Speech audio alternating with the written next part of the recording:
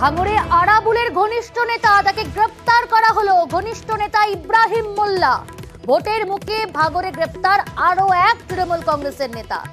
ভাঙড়ের ছয়ানি থেকে তাকে গ্রেপ্তার করা হয়েছে। ইব্রাহিমের বিরুদ্ধে খুনের ছক কষার অভিযোগ।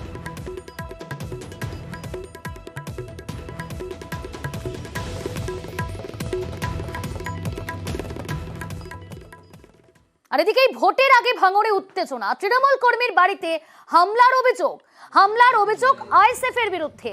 ভাঙড়ের চালতাবেরিয়ার কোচপুকুর এলাকার ঘটনা, যদিও সেই হামলার অভিযোগ অস্বীকার করেছে আইএসএফ।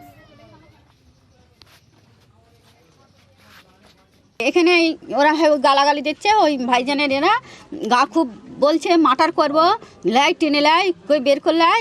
এখন এখান থেকে এবার ওখানে এসে এই সব হাঁড়ি কুড়ি আমি হাতে বলেছি, তাই এবার এখানে এসে হাতা হাঁড়ি টাড়ি সব টেনে আমি বলি হ্যাঁ এখানে এসো মার্টার করবে, তাই এই বলছি বলে তাই এই সব ফেলে দিয়েছে।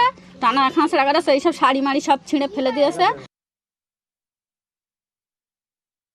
এটা একেবারে ভিত্তিহীন মিথ্যা কথা। কেন তারা বুঝতে পেরেছে যে কোচপুকুরে 3টে বুথে তাদের কোনো অস্তিত্ব নেই, কোনো ভোট নেই, কেন তৃণমূল কংগ্রেস 3টে বুথেই হেরে আছে।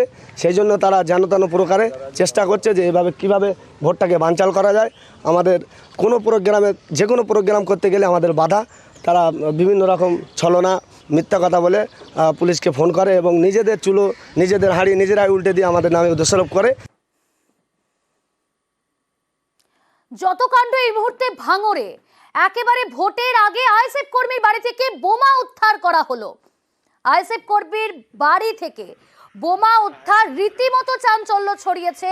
মোট 9টি বোমা উদ্ধার পুলিশের। বাড়ির মালিক মেহের আলী মোল্লাকে গ্রেপ্তার করেছে পুলিশ।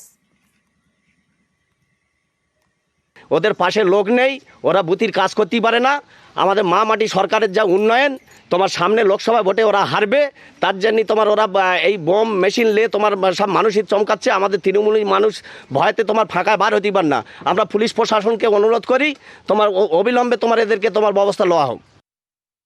দুদিন পরে ভোট, সেই ভোটে আমরা এজেন্ট যাতে না দিতে পারি, এটা একটা পরিকল্পনা শাসক দলের। সন্ত্রাস কারা সেটা গ্রামের মানুষের সাধারণ মানুষের মুখে শুনলে বোঝা যাবে।